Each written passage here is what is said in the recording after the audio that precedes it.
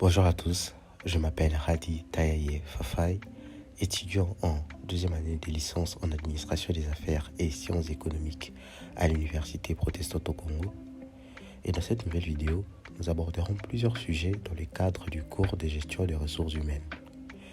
Le premier est de déterminer la différence entre un poste, une activité et un emploi. En résumé, un poste est un ensemble spécifique de responsabilités.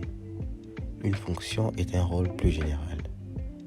Une activité est une action réalisée dans le cadre d'un poste ou d'une fonction. Une tâche est une action spécifique à accomplir. Et un emploi est une position rémunérée occupée par une personne. Le deuxième sujet est de déterminer les éléments suivants. Ce sont des tâches ou des activités.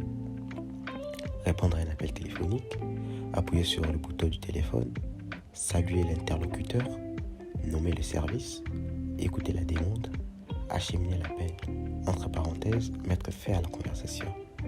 Dans la liste donnée, voici comment je catégoriserai chaque élément.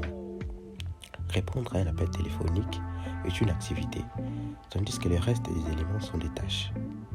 L'activité principale est de répondre à l'appel téléphonique et les différentes tâches qui suivent sont des étapes courantes dans le processus de gestion d'un appel téléphonique. Le troisième travail est d'illustrer un exemple d'un questionnaire de description de poste. Voici un modèle. Titre du poste. Responsable des ventes. 2. Rôle principal. Gérer et superviser l'équipe des ventes pour atteindre les objectifs de vente fixés par l'entreprise. 3. Responsabilité clé. Développer et mettre en œuvre des stratégies de vente efficaces pour stimuler la croissance des ventes. Recruter, former et encadrer les membres de l'équipe des ventes. Établir et entretenir des relations solides avec les clients existants et potentiels. Analyser les tendances du marché et identifier de nouvelles opportunités commerciales. Préparer des rapports de vente réguliers et présenter les résultats à la direction. Collaborer avec d'autres départements pour assurer une coordination efficace des activités commerciales. 4. Compétences requises. Excellentes compétences en communication et en négociation. Capacité à motiver et à diriger une équipe. Fortes compétences analytiques pour évaluer les performances des ventes et identifier les domaines d'amélioration. Connaissance approfondie du marché et des produits de l'entreprise. Maîtrise des outils et techniques de vente. Capacité à travailler sous pression et à atteindre les objectifs fixés.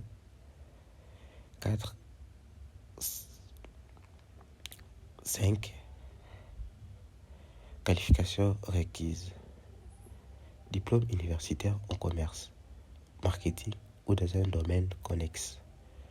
Expérience préalable de la vente, des préférences dans un rôle de gestion.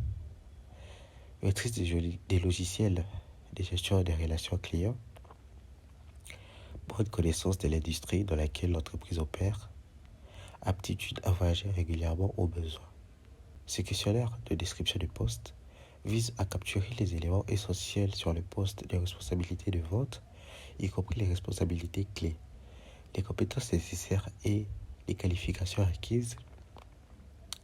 Cela permettra aux candidats potentiels de comprendre clairement les attentes liées au poste et s'identifier s'ils possèdent les compétences et l'expérience nécessaires pour réussir ce rôle. Et nous voici à la fin de cette vidéo. Merci beaucoup d'avoir regardé et n'hésitez pas si vous avez des questions à les mettre dans la section des commentaires et au revoir pour une prochaine vidéo.